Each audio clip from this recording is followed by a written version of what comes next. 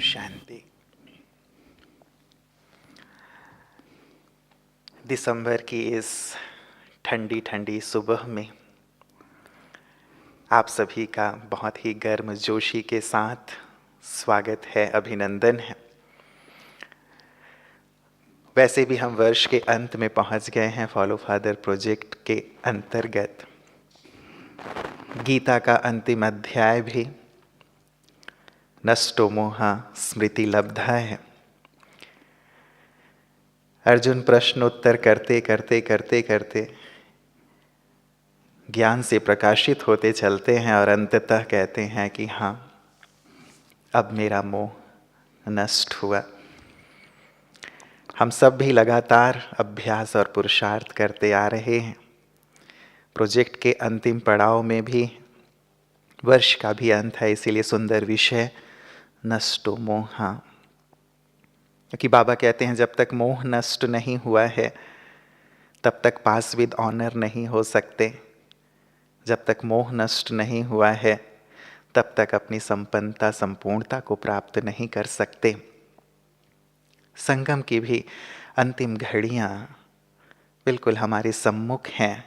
तो अब तो प्यारे बाप दादा भी, समय भी हमें यही इशारा कर रहे हैं कि अपने इस अंतिम पेपर को हम अच्छी तरह से इसके लिए तैयारी कर लें, अपने आप को पूरी तरह से नष्टो मोहा बना लें।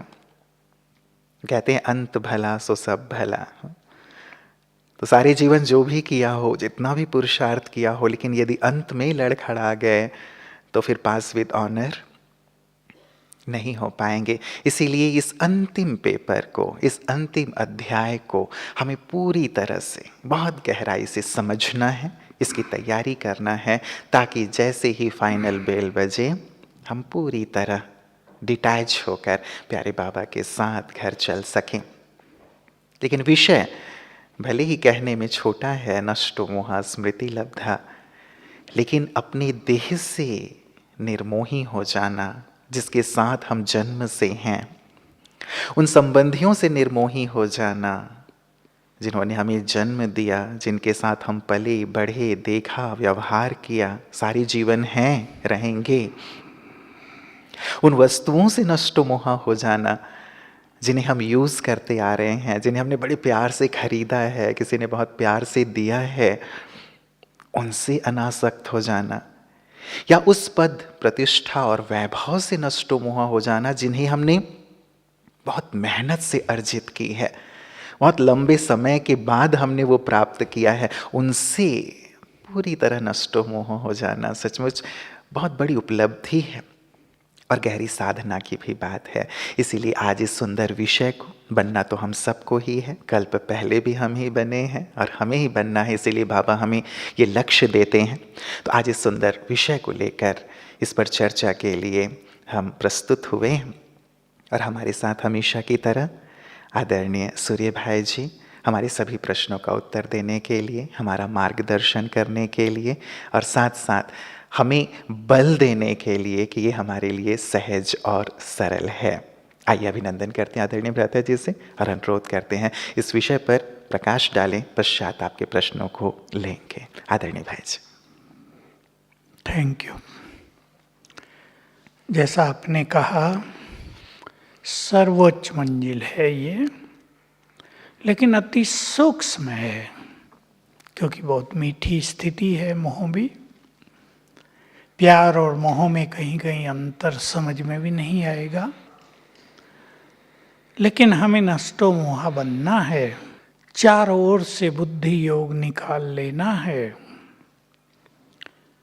आपने भी 4 पिलर गिना दिए, चारों से निराधार हो जाएं, लेकिन हम इस पे सूक्ष्मता से चर्चा करेंगे, क्योंकि मोह बड़ा नेचुरल हो गया है। जिन शरीरों की हमने पालना की है, अपने शरीरों की, जिनके साथ हमने युग बिताए हैं, उनसे हमारा लगाव बड़ा नेचुरल सा है।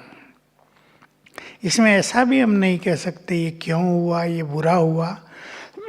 बड़ी नेचुरल स्थिति है मोह की। पर अब क्योंकि हम अध्यात्म से भरपूर हो रहे हैं और एक बहुत बड़ी चीज हमारे सामने है, भगवान ने हमें याद दिला दिया कि अब घर चलने का समय है, ये खेल पूरा हो रहा है। जो कुछ आंखों से दिखता है वो नहीं रहेगा, तो हमें हर चीज से अपने को अनासक्त करना ही होगा। गीता में भी यही बात है। दूसरे अध्याय में आत्मा का ज्ञान दिया पूरा, क्योंकि आत्मज्ञान होने से ही मोह नष्ट होता है। अर्जुन प्रश्न उत्तर कर रहा है, योग क्या है, ध्यान, त्याग, तपस्या। मेरा मोह अभी भी नहीं छूट रहा। सामने भीष्म पितामह, गुरु द्रोणाचार्य खड़े हैं और भी प्रियजन सामने हैं। फिर आखिर 11वें अध्याय में दिखाया है कि उसको विराट स्वरूप का साक्षात्कार करा देते हैं, और उसमें एक स्वरूप है, मैं महाकाल हूँ। मुंह खुला है महाकाल का, और अनेक महारथी उस महाकाल के मुख में प्रवेश कर रहे हैं। अर्जुन देख के घबरा जाता है, उनकी सेना के भी और कौरव सेना के भी। शांत होता है वो सीन, और तब श्री कृष्ण उनको कहते हैं कि ये मैं महाकाल बनकर आया हूं, इन सब को ले जाने के लिए ही आया हूं। तुम्हें तो केवल श्रेय ले लेना है, कोई किसी को मार नहीं रहा है। तुम इनको नहीं भी मारोगे तो ये मेरे द्वारा मारे जाएंगे। ये बात सुनकर अर्जुन का तीसरा नेत्र पूरी तरह खुल गया, और तब उसको आभास हुआ कि इस मोह का कोई स्थान नहीं है। तब लास्ट में वो कहता है, मुझे सब स्मृतियां आ गई हैं। पूरा ज्ञान दिया तो सब स्मृतियां आ गई। ये संसार का खेल क्या है, आत्मा कैसे पुनर्जन्म लेती आई है, जन्म और मृत्यु होती आई है, चीजें छूटती गई हैं, संबंध छूटते गए हैं, अब भी ये सब छूटने वाले हैं। तो का अब मेरा मोह नष्ट हुआ। तो हम सबको भी ये संपूर्ण ज्ञान बाबा ने दिया, श्रेष्ठ स्मृतियां दिलाई हैं, उसके आधार से ही हमारा मोह छूटेगा। लेकिन ये साधना हमें निरंतर रखनी है, क्योंकि अति सूक्ष्म साधना है। इस पर हम आज चर्चा कर रहे हैं। प्रश्न जो भी आपके आए हैं उनको आधार बनाकर हम इस विषय का विस्तार से विश्लेषण करेंगे। जी ब्रदर जी, प्रश्नों की बहुत अच्छी श्रृंखला हमेशा रहती है हमारे पास, क्योंकि सभी भाई बहनें बहुत गहराई से पुरुषार्थ कर रहे हैं, और लक्ष्य सभी का बहुत श्रेष्ठ है कि बनना ही है, जैसे बाबा ने कहा है।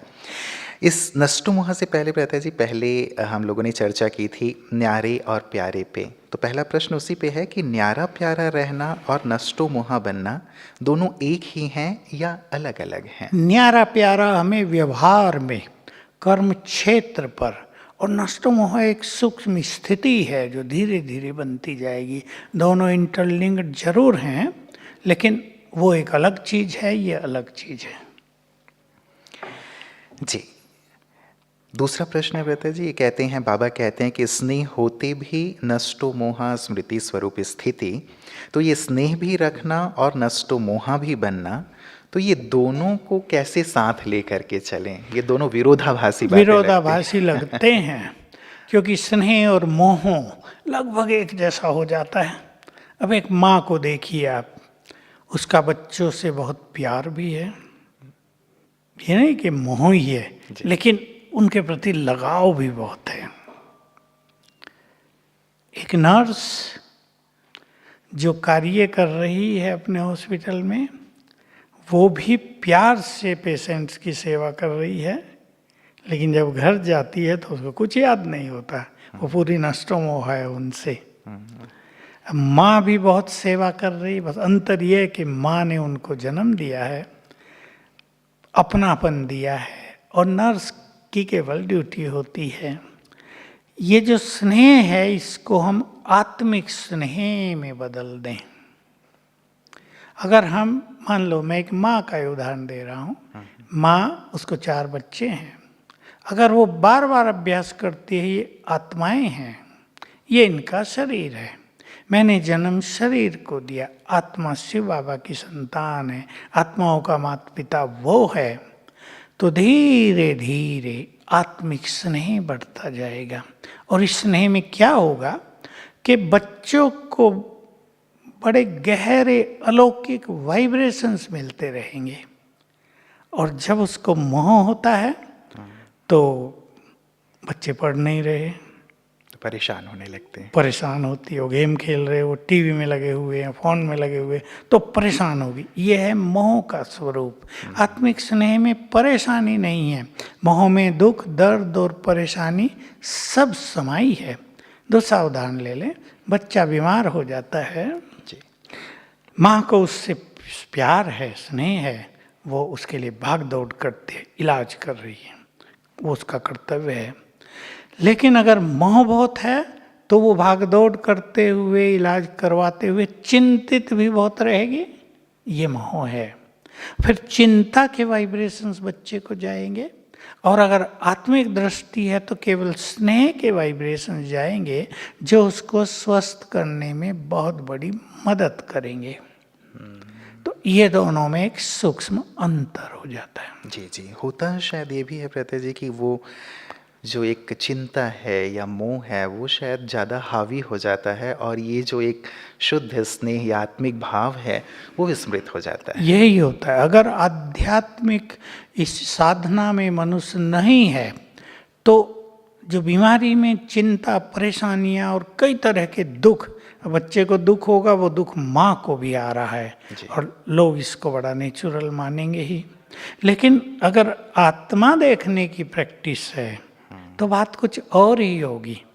माँ से जो बच्चे को वाइब्रेशंस जाएंगे उससे उनके दुख दर्द भी कम होंगे और माँ अपने फर्ज अच्छी तरह से निभा सकेगी।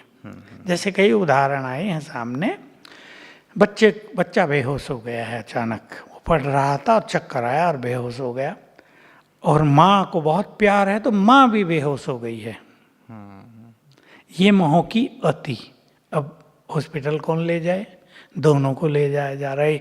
अब इसमें आधा घंटा लगा या घंटा लगा, इतने में तो खेल बिगड़ जाएगा। और हमने ऐसे भी केस देखे, हमारी जानकारी के ही केस हैं। बच्चा 12वीं में था, बेहोश होके गिर गया, पड़ोसी भाग गया है, तुम्हारा बच्चा गिर गया है, बेहोश हो गया। माँ घबराई नहीं, रिक्शा बुलवाई, आराम से उसको 2-4 ने मिल के रिक्शा में बैठाया और ले गई हॉस्पिटल, इलाज कराया, बड़ी बहादुरी से वो ठीक हो गया। तो मोह और स्नेह में ये अंतर हो जाता है। जी जी जी। बाप दादा शुद्ध मोह में आते भी निर्मोही हैं, तो बाबा के शुद्ध मोह में और हमारे मोह में, इन दोनों में क्या शुद्ध अंतर है? मोह बाबा ने आत्मिक स्नेह के लिए ही शब्द यूज किया, क्योंकि वो भी माता पिता है और उसके अंदर भी वही फीलिंग्स हैं जो लौकिक में माँ बाप के अंदर होती हैं। तो बाबा भी यानी भगवान भी सभी बच्चों से, सभी आत्माओं से बहुत प्यार करता है। इस प्यार को हम नहीं समझ सकते, इसलिए वो प्यार का सागर है। उसके लिए ये कोई महत्व नहीं रखता ये हिंदू है या मुसलमान है, क्रिश्चियन है, सिख है, बुद्धिस्ट है, सब उसके बच्चे, कोई उसे मान रहा है या नहीं मान रहा। अब जैसे बुद्धिस्ट हैं, उनको पता ही नहीं भगवान को, उन्हें वहाँ तक वो पहुँचे ही नहीं हैं, वो मानते नहीं इन बातों को, लेकिन उसके तो वो भी बच्चे हैं, तो वो उनको संपूर्ण प्यार की दृष्टि से देखता ही है, उसका शुद्ध मोह। और इस सेंस में भी शुद्ध मोह कि वो सबको महान बनाने आया है।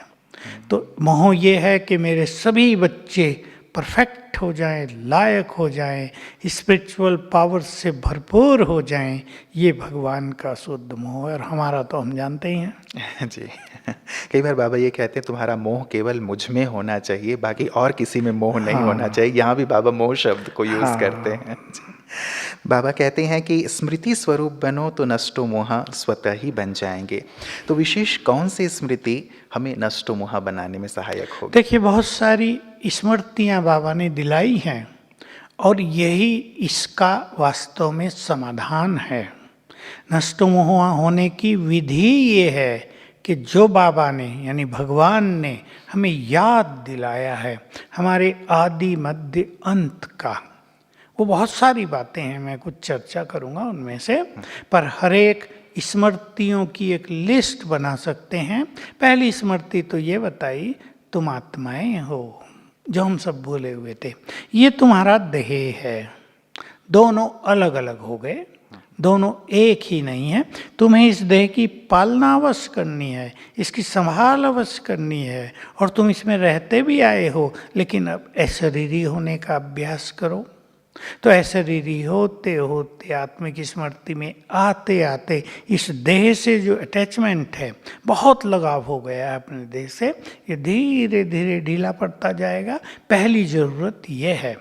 दूसरा, तुम्हें अब घर चलना है, यानी मुक्ति धाम चलना है। ये 5000 साल का चक्र जो सतयुग त्रेता द्वापर कलयुग चला, ये एंड में आ गया है। तुम्हें चलना है, ये खेल खत्म होगा। जैसे वहाँ दिखाया, महाकाल हूँ मैं। शिव बाबा ने भी कहा, मैं महाकाल बनकर आया हूँ, तुम सबको ले जाऊंगा।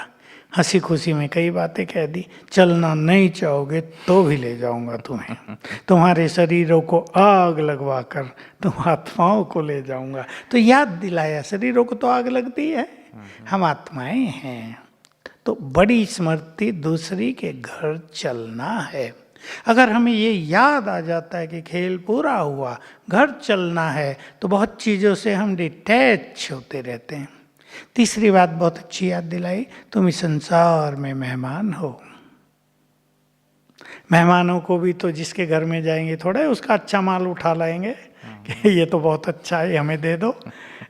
मेहमानों को निश्चित रूप से सुंदर कंबल दिया जाएगा, खाने पीने के सुंदर साधन, बर्तन भी अच्छे। उनमें मोह तो नहीं रहेगा ना, उन्हें पता है हमें छोड़ के 1-2 दिन के बाद वापस जाना है। तो तुम मेहमान हो। और स्मृतियाँ दिलाई पूरे चक्र की।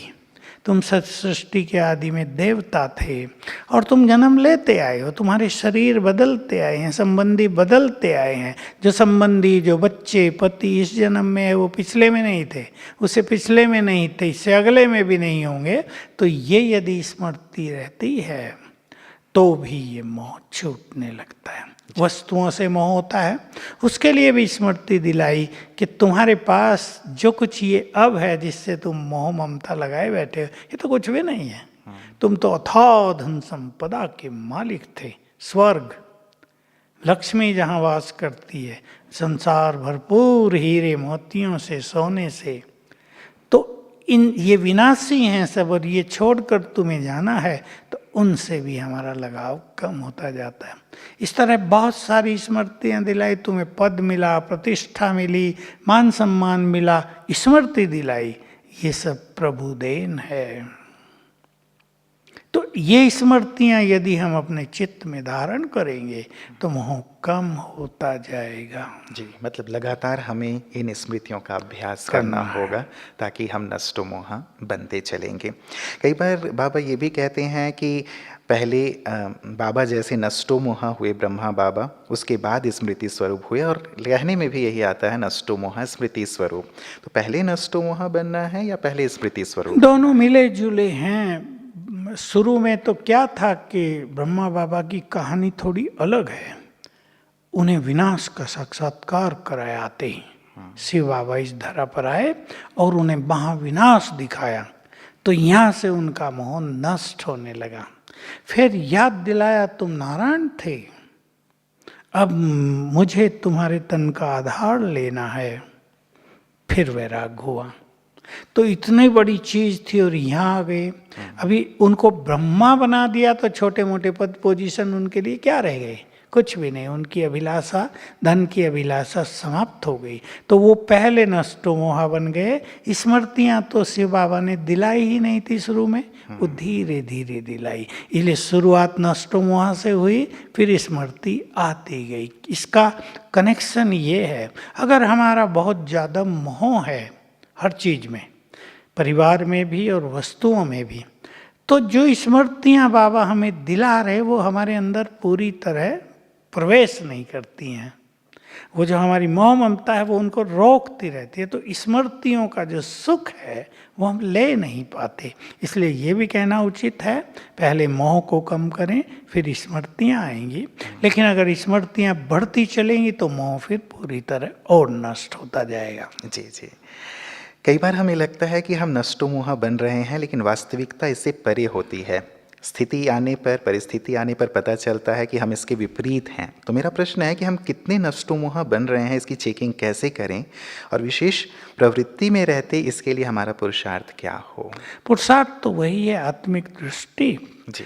लेकिन ये बात सही है, मैं उदाहरण देकर ही बताऊं।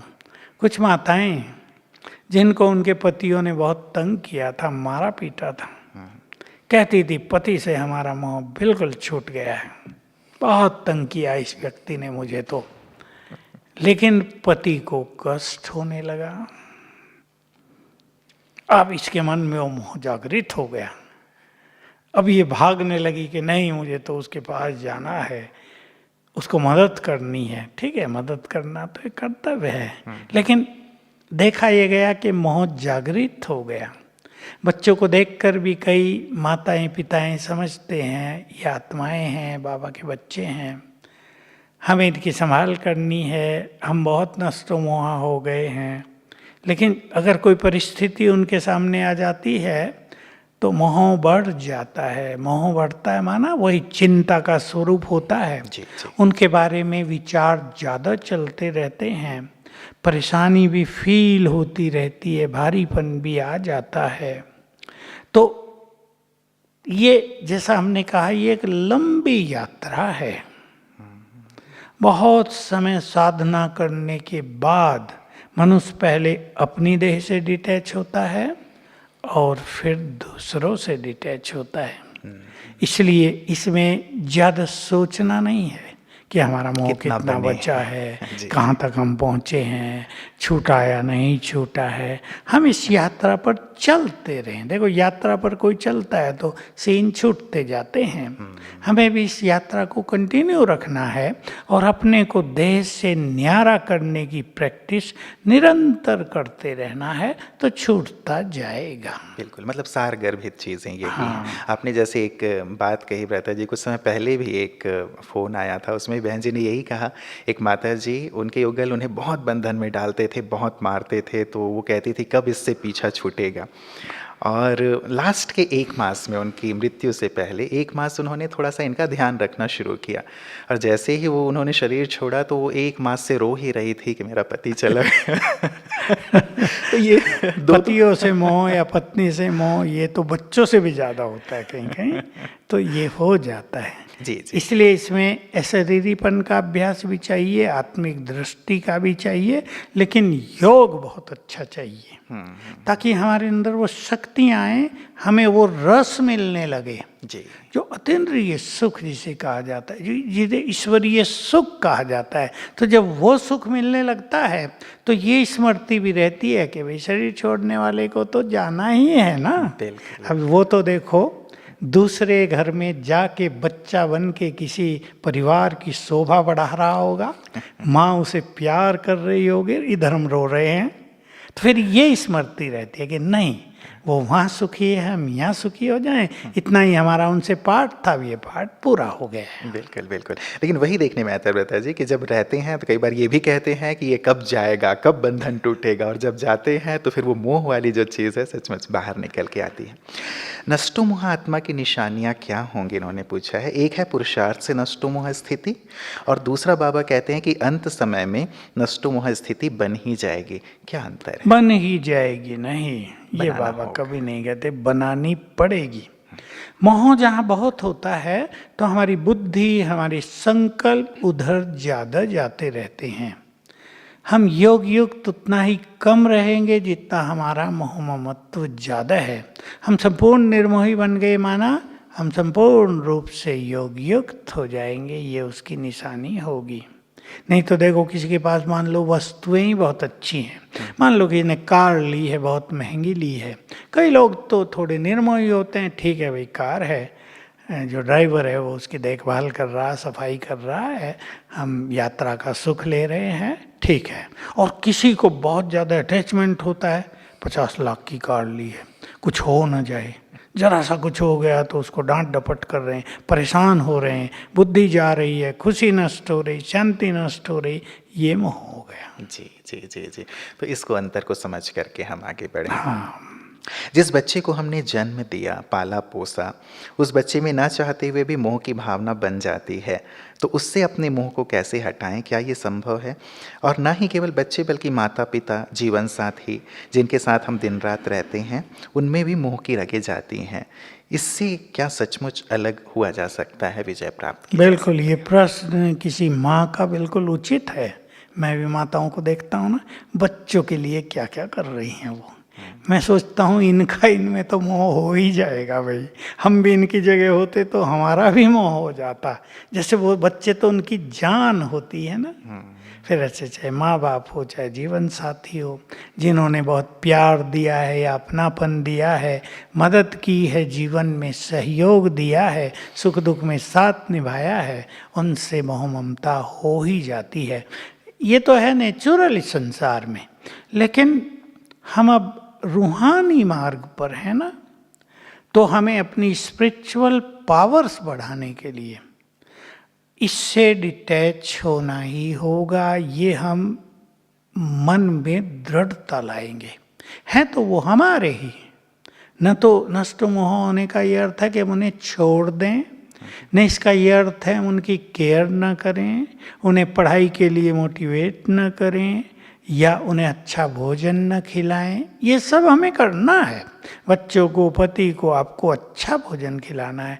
जो आप उनके लिए कर सकते हैं वो आपको अवश्य करना है। लेकिन जब आप योगयुक्त हो रहे हैं तो ये कुछ भी याद ना आए, और प्रैक्टिस करते करते निरंतर ये स्थिति बन जाएगी कि हम कर्तव्य भी निभाएंगे और डिटैच भी होते रहेंगे। अब देखिए, जब जाने का समय होगा, इसमें सबसे जो बड़ी बात होती है ना, अभी जाने का समय आएगा सबका। रोज भी कितने लाखों लोग शरीर छोड़ रहे हैं दुनिया में। अभी जाने वाले जा रहे हैं, अच्छे अच्छे ज्ञानी भी विचलित होते हैं। वो भूल जाते हैं कि मृत्यु पर किसी का अधिकार नहीं, भगवान का भी नहीं। मृत्यु एक ऐसा सत्य है जो कर्मों के हिसाब से फिक्स होता है। किस व्यक्ति की मृत्यु कहाँ, किस समय, किस कारण से होनी है, वो जैसे निश्चित हो गया है कर्मों के आधार पे। एक लड़का बाइक पे जा रहा है, नेचुरली बाइक तो तेज चलेगी, सड़क है, 60 किलोमीटर की स्पीड तो चलाएगा ही कोई ना कोई, उससे ज़्यादा भी चलाते हैं। लेकिन स्पीड ब्रेकर आ गया है।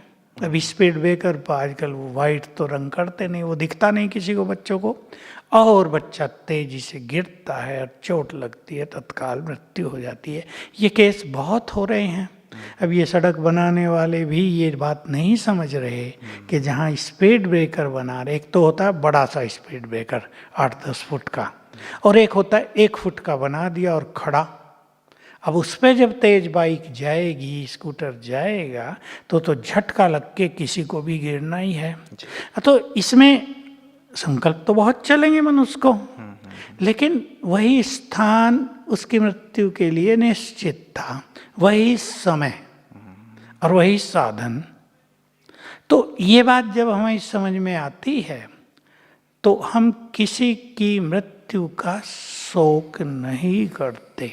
हालांकि जब युवकों की मृत्यु होती है, किसी माँ को एक ही बेटा है, उसकी मृत्यु होती है, तो उस टाइम तो कहना ही मुश्किल होता है कि शोक न करो, क्योंकि वो अति शोक की घटना होती है। लेकिन हमें ये जानना चाहिए कि ये खेल ऐसा ही बना हुआ है कर्मों के आधार से, और मृत्यु ऐसा सत्य है जिसे हमें स्वीकार करना ही पड़ता है। तो जब सबके जाने का समय होगा, तो जिनमें मोह बहुत ज़्यादा होगा उन पर मानसिक इफेक्ट बहुत ज़्यादा आएंगे और वो अपना मानसिक संतुलन खो बैठेंगे। इसलिए बाबा कहता है कि उन अंतिम दृश्यों को देखने के लिए तुम्हें नष्ट मोह और साक्षी होना चाहिए। जी, जी, जी। आज भी बाबा कह रहे थे कि भूकंप आएँगे, बाढ़ आएँगे, ये सारी दुनिया ही डूब जाएगी, तो ऐसी बातें उसके लिए सचमुच नष्टोमुहा होना अभी बहुत देखो ज़रूरी है। भगवान तो खुला ही बोल देता है, सब कुछ बताया हुआ, हम लोग तो हिचकते भी हैं बोलने में कि सुनने वाले पता नहीं परेशान ना जी, हो जी, जाएं। भूख से मरेंगे हाँ, ऐसे। क्योंकि ये होता भी रहा है और ज़्यादा होगा। जी, और इसका कारण यही है कि सबको घर वापस जाना है, आत्मा को खेल ही पूरा हो रहा है। कोई किसी तरह जाएगा, कोई किस शरीर यहाँ रहेंगे। अब शरीर रह गए, उसका कुछ भी हो उससे कुछ ज़्यादा नाता नहीं होगा। आत्मा पावन बनकर अपने धाम चली जाएगी। जी, जी, जी। घर परिवार की फ़िक्र व बच्चों के भविष्य का चिंतन एक बहुत ही नेचुरल सी बात है, तो क्या यह चिंतन चलना भी मोह का ही अंश है? देखिए, अगर आपके पास ज्ञान बहुत अच्छा हो जाएगा तो आप चिंता नहीं, चिंतन करेंगे। भविष्य का डर नहीं, फिक्र नहीं, लेकिन आप अपने वाइब्रेशंस देखकर उनके भविष्य को बहुत सुनहरा और उज्जवल बना सकेंगे। लेकिन अगर चिंता है तो निश्चित रूप से ये ज्ञान की कमी है और मोह भी है।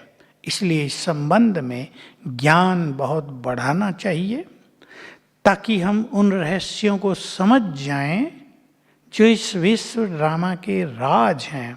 और हम, बाबा ने हमें बहुत सारी ऐसी युक्ति बताई है कि चिंता करने की बजाय ये करो तो रिजल्ट सुंदर मिलेगा। चिंता करने से तो रिजल्ट हमारे हाथ में नहीं है ना। अगर हम वो चीज़ अभ्यास में लाएंगे जो शिव बाबा ने हमें सिखाई है, तो भविष्य हमारे हाथ में आ जाएगा। तो चिंता की जरूरत नहीं पड़ेगी। निश्चित रूप से बहुत चिंता करना मोह की निशानी है। बिल्कुल, मतलब एक हम अच्छा से अच्छा राह देखें। कई बार जो दुखद घटना होती हैं, जैसे आपने पहले कहा कि किसी का एक्सीडेंट हो गया आदि आदि, तो ऐसे में कई बार मन में प्रश्न उठता है, जो बाबा कहते हैं मैं अपने बच्चों के साथ हूँ, उनकी मदद करता हूँ, रक्षा करता हूँ, तो प्रश्न उठता है कि ऐसे में बाबा की क्या मदद मिली या नहीं मिली, ये वाला प्रश्न रहता है। देखिए, मदद के भिन्न भिन्न स्वरूप हैं। भगवान का मदद करने का तरीका हमारी आकांक्षाओं से अलग भी तो हो सकता है। मैं एक उदाहरण दिया करता हूँ, आज फिर दे देता हूँ। गांधीनगर का है, गुजरात की राजधानी। काफ़ी समय पहले का है, 30 साल हो गए होंगे लगभग। तो वहाँ सेंटर में एक 13 साल की लड़की रहती थी। मैं भी मिला था उससे, स्वीट बहुत, सारा दिन तो सेवा करती थी और पढ़ती भी थी। उसके बाप को एक ही वो बच्ची थी, उसने सेंटर पे रख दिया था, गांव से थे वे। तो दिवाली में वो अपने घर गई, वापिस आई तो सड़क पहले तो सिंगल रोड होती थी ना, ये 4 लेन तो होती नहीं थी। जी।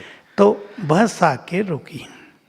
अब बच्चे जैसे बस के आगे से भाग के निकल जाते हैं ना, तो वो भी बस के आगे से भाग के निकल रही थी, तो ट्रक तेजी से आया, उसको 2 कर दिया, बिल्कुल बीच से फाड़ दिया, 2 हो गए। एक हिस्सा उधर पड़ा, एक उधर, शोक छा गया। मेरे को भी आया मैसेज, और सेंटर पास ही था, लोग भागे दौड़े आए, तो देखा शोक छा गया, खून ही खून और 2 हिस्से। और उस लड़की से प्यार सबका बहुत था, आसपास जिनके घर थे वो भी भागे आए। 1-2 दिन तो पूरा शोक छाया रहा। भोग लगा बाबा को। बाबा ने क्या मैसेज दिया, वो सुन के हमारी भी आँख खुली थी कि भगवान की, जिसको भक्ति में कहते हैं लीला, उसको सचमुच मनुष्य नहीं समझ सकता।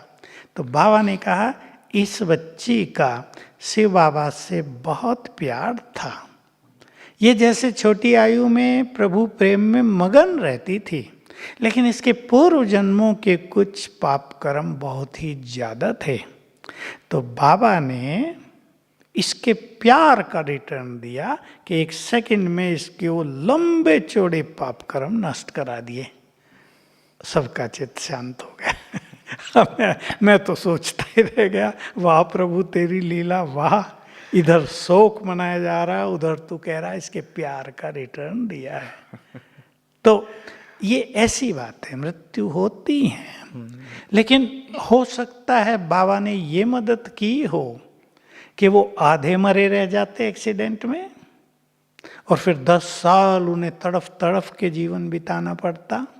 माँ बाप का धन भी चला जाता, चिंताएं, कितने शोक होते हैं, मानसिक इफेक्ट होते हैं। तो बाबा ने उनको एक सेकंड में ही मुक्त कर दिया उन दुखों से। ये भी उसकी मदद हो सकती है।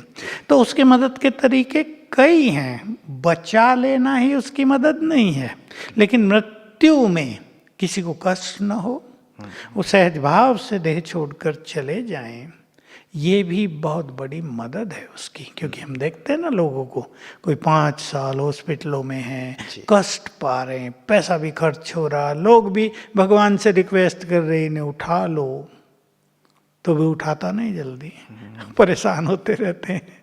तो उसकी मदद के तरीके वो जाने। जी जी, मतलब हमारी जो आशाएं अपेक्षाएं हैं उससे इतर भी उनकी मदद होती है, हमें उसे समझने की आवश्यकता है। और अगर हम योग युक्त होंगे तो उसको समझ सकेंगे। बिल्कुल। स्वप्न में न चाहते हुए भी यदि कोई हमारे अपने जो हमसे दूर जा चुके हैं या कोई रिश्तेदार याद आ जाते हैं, तो उन यादों को स्वप्न से कैसे हटाएं? क्या ये भी हमारा मोह ही कहलाएगा? नहीं, इसको मोह तो नहीं कहेंगे, क्योंकि हमारी सबकॉन्शियस माइंड में बहुत सारी मेमोरियां भरी हुई हैं, मेमोरीज बहुत सारी भरी हुई हैं, वो स्वप्नों में जागृत होती रहती हैं। इसलिए सोने से पहले हमारा ये नियम ही होना चाहिए, जो अच्छे पुरुषार्थी हैं, कि हम आधा घंटा अपनी स्पिरिचुअल प्रिपरेशन करें, थोड़े ईश्वरीय महावाक्य पढ़ें, योग अभ्यास करें, 5 स्वरूपों का अभ्यास करें, ताकि आज के दिन का इफेक्ट भी खत्म हो जाए और कुछ न्यू थॉट्स मन पर छाए रहें। फिर हम सोएंगे तो ये जो स्वप्नों की प्रॉब्लम है ये समाप्त हो जाएगी। जी जी।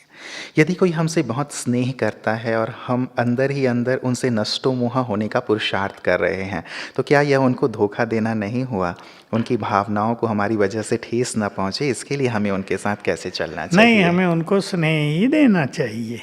कईयों का स्नेह होता ही है, लेकिन हम यदि आत्मिक दृष्टि बना लेंगे तो हमसे ऑटोमेटिकली उनको स्नेह के वाइब्रेशंस पहुंचते रहेंगे, हमारे डिटैच होने के बाद भी। देखो, भगवान भी प्यार का सागर भी है और संपूर्ण नष्टोमोहा भी है। और जब वो आते थे, हम सब ने कितनी बार देखा है, कई बार सभा में प्यार की लहर दौड़ी होती थी, जैसे प्यार का सागर लहरा रहा हो, और जब जाते थे 1 सेकंड में आंखें बंद और गए।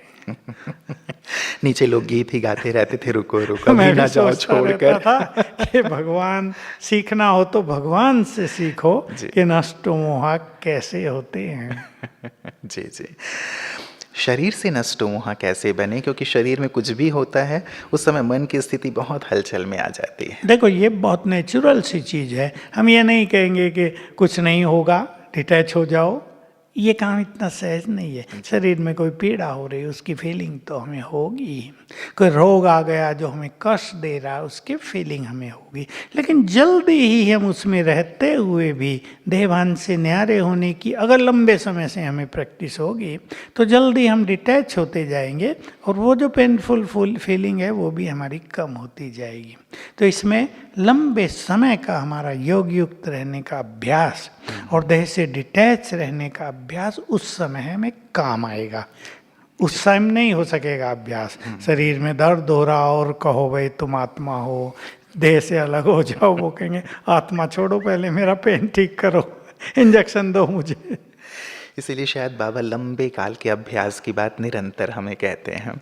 विशेषकर मोह को जीतने के लिए तो बहुत ही लंबे काल का अभ्यास चाहिए।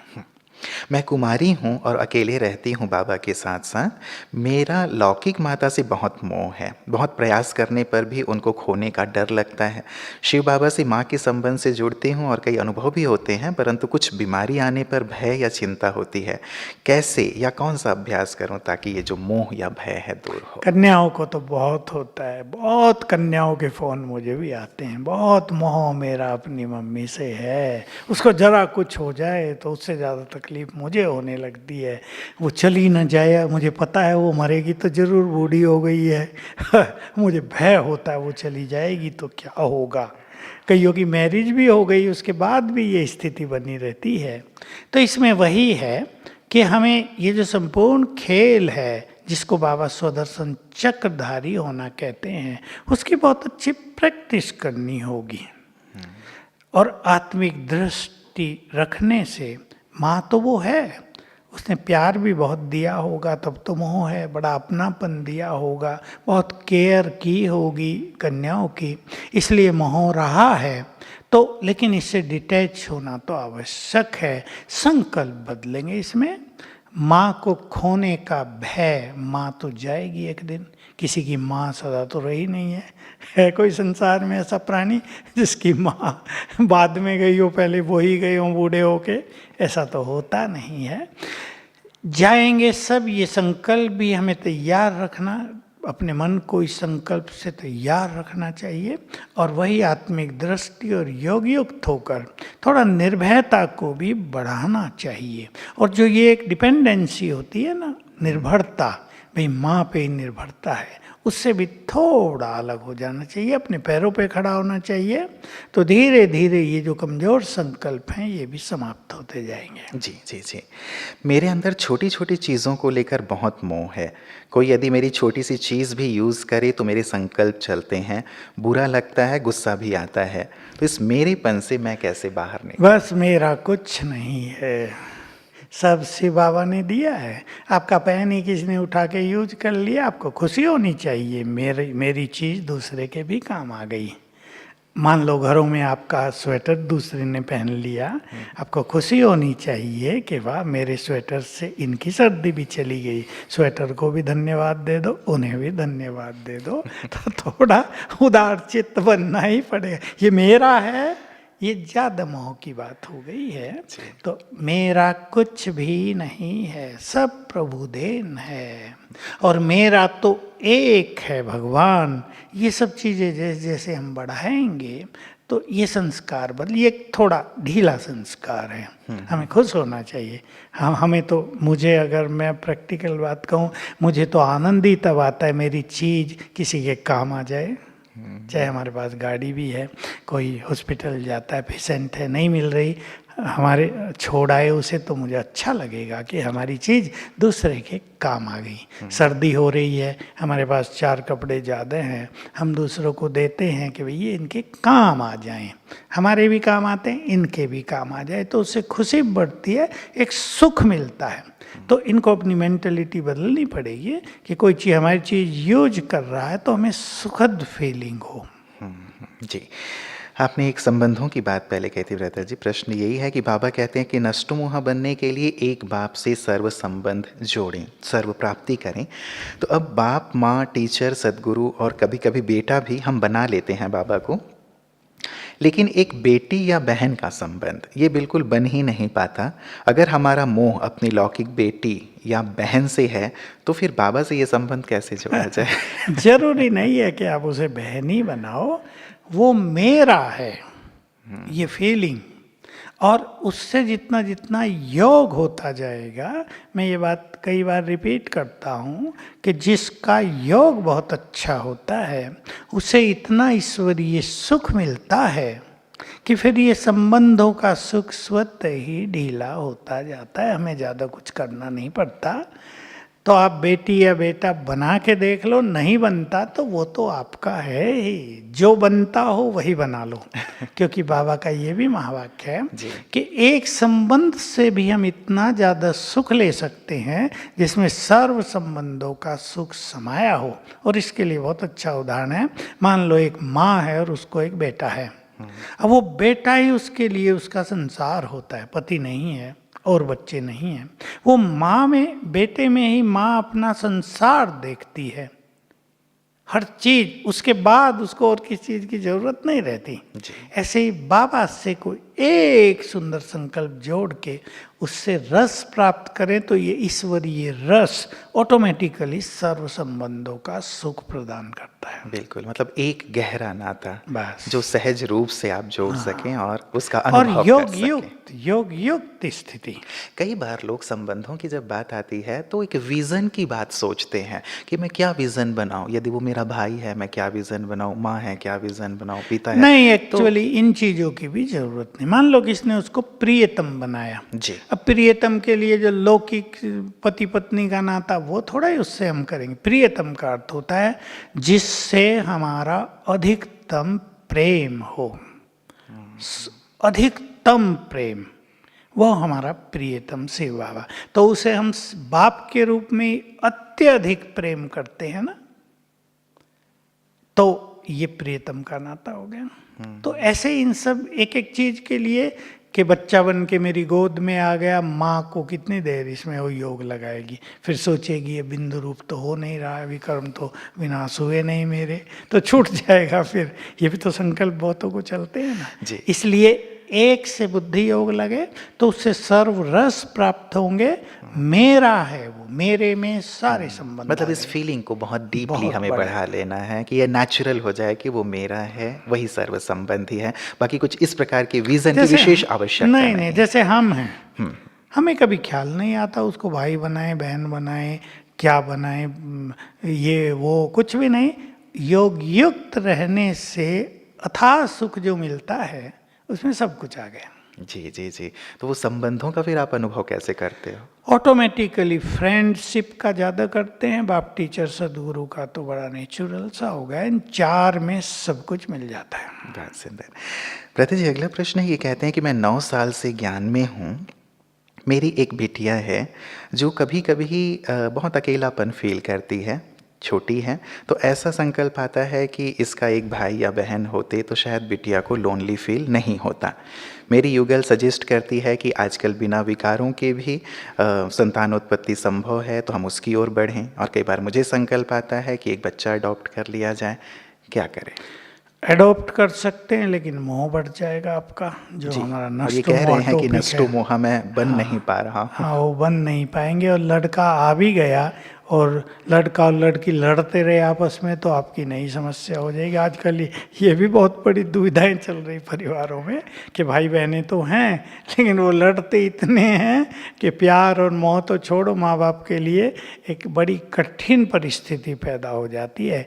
इसलिए अच्छा तो यही है कि लड़की है या लड़का है, नेचुरल उसको अकेलापन तो फील होगा, लेकिन पढ़ाई में बिजी होने से ये अकेलापन दूर हो जाता है और माँ बाप उनको इतना प्यार दें कि उनका अकेलापन न रहे। जी जी। कई बच्चे तो ज्ञान में ऐसे भी हैं ब्रता जी, हाँ। बिल्कुल अकेले हैं और बहुत अच्छे से आगे बढ़ते हैं, ऐसा देखने में भी आता है। यदि किसी के स्नेह प्यार के कारण कोई व्यक्ति ज्ञान में आया हो, ज्ञान में आने के बाद उसे समझ में आए कि जिसे वह स्नेह प्यार समझ रहा था वह वास्तव में मोह है, ईश्वरीय प्रेम ही इस कलयुग में सच्चा प्रेम है, और वो मोह की रगें बार बार तीव्र पुरुषार्थ में विघ्न बन रही हों, तो क्या करना चाहिए? इसमें न्यारे प्यारेपन की प्रैक्टिस होनी चाहिए, क्योंकि ये परिस्थिति बहुतों के साथ आती है। जिसने आपको ज्ञान दिया है, जिसने आपको भगवान से मिलाया, जिसने आपको नए जीवन जीने का मार्ग बताया, उससे लगाव बहुतों का हो जाता है। लेकिन हमें यही समझना चाहिए कि ये तो सब निमित्त हैं, देन तो परमात्मा की ओर से हुई है ना। उसने ही आकर ज्ञान दिया, उसने ही आकर मिलन कराया। हम ऐसे लोगों के लिए सम्मान तो अवश्य रखें, लेकिन लगाव से दूर रहें। मन में किसी आत्मा की याद आ जाती है, जब योग में उसको सकाश भी देते हैं, उसको आत्मा के रूप में देखकर उससे बात भी करते हैं, फिर भी अचानक बहुत याद आ जाती है, और जब आप उसको आत्मा देखकर सकाश देने के बाद और ज़्यादा याद आती है, तो इसे कैसे ठीक किया जाए? हाँ, ये फिर मोह कहा जाएगा। तो ये अभ्यास से आप ही ठीक हो जाएगा। सकाश देते रहें, आत्मिक दृष्टि का अभ्यास बढ़ाते चलें, और याद आए तो उसको हटाते चलें, धीरे धीरे और समाप्त हो जाएगा। जी। मेरा परिवार ज्ञान में नहीं है, पर मेरे लिए कभी विघ्न नहीं बनते, सहयोगी हैं। अब जैसे जैसे विनाश नज़दीक आ रहा है, मेरे अंदर उनकी चिंता बढ़ती जा रही है। वो ज्ञान सुनना नहीं चाहते, और मैं उन्हें रोज़ सकाश देना, खाना बनाते वक्त बाबा की शक्तियाँ उसमें डालना, अपने व्यवहार में बाबा के गुण दर्शाने पर बहुत ध्यान देती हूँ। इसके बावजूद अभी तक भी वो ज्ञान में नहीं आए हैं। मैं और क्या कर सकती हूँ? मैं अपनी अच्छी तरह से पुरुषार्थ करके उन्हें भी ज्ञान में लाना चाहते हैं। ये संकल्प छोड़ दो कि मुझे उन्हें ज्ञान में लाना है। वो अपने समय पर स्वतः ही ज्ञान में आएंगे। आना सबको यहीं है। आप उन्हें पवित्र भोजन खिलाते रहें जैसे आप कर रही हैं। सकाश देती रहें और जैसे आप अपना गुण मूर्त स्वरूप उन्हें दिखा रही हैं वो करते चलें, अपने समय पर वो ज्ञान में आ जाएंगे। चिंता करने से ज्ञान में नहीं आएंगे। जी। किसी ने कहा ब्रता जी कि ये सब्जेक्ट प्रैक्टिकल एप्लीकेशन में बहुत कठिन है भाई। हम सोचते हैं कि हम अपने संबंधों से मोह तोड़ चुके हैं, पर जब घर में किसी आत्मा को कोई प्रॉब्लम आती है तो उसके बारे में फ़िक्र होने लगती है। हम कितना भी ज्ञान का मनन करते हैं, बाबा को याद करते हैं, ड्रामा को भी समझते हैं, फिर भी समस्या में खुद को वहाँ से अलग नहीं कर पाते। वो प्रॉब्लम अपने आप को खींचता ही है। नहीं, देखिए ये बात भी नेचुरल है, इसमें इनका दोष नहीं है। अगर आपको नष्टों वहाँ बनने के लिए और कुछ समझ में नहीं आता तो उस बात को ज़्यादा सोचने की ज़रूरत नहीं। आप अपने योग अभ्यास को बढ़ाते चलें और ये सब चीज़ें धीरे धीरे स्वतः ही छूटती जाएंगी। कुछ काम समय भी कराएगा। कुछ आत्माओं का तेज पुरुषार्थ समय के आधार पे होगा। जब वो देखेंगे कि समय समाप्ति की ओर है तो बहुत सारे मोह आप ही छूट भी जाएंगे। बिल्कुल बिल्कुल, मतलब अपना श्रेष्ठ पुरुषार्थ श्रेष्ठ करते पुरुषार्थ हुए। चालू रखें। परिवार में किसी को कुछ होता है, चिंता तो होती ही है, ये तो मनुष्य की नेचुरल भावनात्मक एक मेंटलिटी है ना। इसमें कुछ परेशान होने की जरूरत नहीं कि ये क्यों हो रहा है, ये भी नहीं होना चाहिए। ये नहीं, वो तो होगी थोड़ी बहुत तो। जी जी। मोह भ्राता जी मन की भावना है और प्रेम भी मन की भावना ही है। जब प्रेम होता है तो मोह अपने आप बढ़ने लगता है। मोह में एक दूसरे की सुरक्षा संरक्षण की भावना होती है। तो भ्राता जी बताइए, प्रेम को परमात्मा का रूप भी समझा जाता है और मोह को माया यानी तुच्छ भी कहा जाता है। बहुत अच्छा उत्तर तो आपने ही दे दिया भाई। बहुत अच्छी बातें भी की, आपके पास एक अच्छा ज्ञान है, ये ठीक है। सच्चा प्रेम तो हमें होना ही चाहिए। प्रेम के बिना तो जीवन नीरस और सूखा हो जाएगा। आप परिवारों में बहुत प्यार से रहें। बस फाइनल मुझे यही कहना है कि आप अपनी स्थिति को योग युक्त बनाते चलें। बस ज़्यादा इसमें परेशान कोई ना हो कि हमें मोह है, ये मोह कैसे छूटेगा। आत्मिक दृष्टि, अपने कर्तव्यों का पालन, सबको प्रेम देना, ये सब भी करते रहेंगे और योगयुक्त रहेंगे तो डिटैच होते ही जाएंगे। जी जी, बहुत बहुत शुक्रिया भ्राता जी। सचमुच ये हमारा अंतिम पेपर है और लंबे समय का अभ्यास जैसे आपने कहा है वो सब अवश्य करेंगे ही करेंगे। और शुभकामना तो यही है सबके लिए कि सभी इस पेपर में संपूर्ण पास होंगे। सब पास विद ऑनर हो करके बाबा की नैनों में बैठ करके घर सभी हो जाएंगे। हमें पूर्ण विश्वास है कि ईश्वरीय रस लेते लेते ये बंधन ढीले होते जाएंगे। जी जी, दिल से बहुत बहुत शुक्रिया भ्राता जी। अब मैं उठना चाहूँ, मैं उठूँ। एक बहुत ही सुंदर और महत्वपूर्ण विषय, नष्टो मोहा। बाबा ने बहुत सुंदर बातें कही हैं इस पे। भाई साहब ने बहुत गहराई से इसे स्पष्ट किया है। हम सब उनका अभ्यास करें ही। और इस बार चार्ट में जो पॉइंट्स हैं उस पर भी आपका बहुत गहरा ध्यान होगा। सार रूप में जो बातें बाबा ने कही हैं कि स्मृति स्वरूप होते जाओ, नष्टो मोहा स्वतः होते चले जाएंगे। यदि स्मृति है, मोह हमारा नष्ट होगा। तो हम मोह कितना बचा है, कहाँ तक पहुँचे हैं, कहाँ तक और करना है, इस विषय को बाबा को अर्पित करते हुए श्रेष्ठ स्मृतियों का सुंदर अभ्यास बाबा के महावाक्यों के अनुसार हम करते चलें, निश्चित रूप से नष्टो मोह बनेंगे। दूसरी बात जो बाबा ने कही है, सर्व संबंध सर्व प्राप्ति एक से हो तो नष्टो मोह होंगे। तो इसे भी हम बहुत गहराई से अपने जीवन में समाते चलें। एक ही मेरा है, वही मेरा सर्वस्व है, मेरा संसार है। केवल बोलने तक नहीं कि बाबा मेरा संसार है, लेकिन सचमुच वही मेरा संसार है।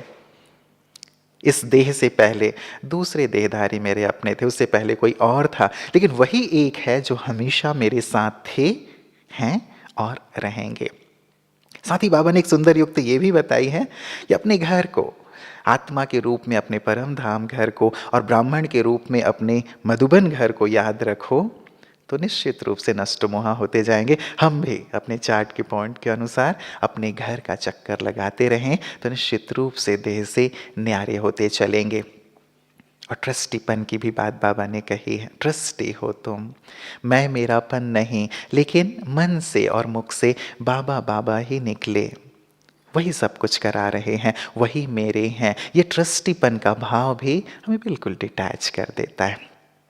ये महावाक्य सुनकर कितना सहज लगता है ना, कि कितना आसान है ये करना। तो क्यों ना इन आसान बातों को जो बाबा के महावाक्य हैं अपने सुंदर अभ्यास में लाएं, पुरुषार्थ में लाएं और नष्टो मोहा बनते चलें। इस स्मृति के साथ कल्प पहले भी हम ही बने थे, अब भी हम ही बनेंगे, कल्प कल्प हम ही बनते रहेंगे और पास विद ऑनर होकर ससम्मान बाबा के साथ घर चलेंगे। तो ढेर सारी दुआएं और शुभकामनाएं आप सभी को कि नष्टो मोहा स्मृति लब्धा के पेपर में आप नंबर 1 लें। ओम शांति। चलिए प्यारे बाबा की स्मृति में हम सब बैठेंगे, बाबा को दिल से शुक्रिया करेंगे।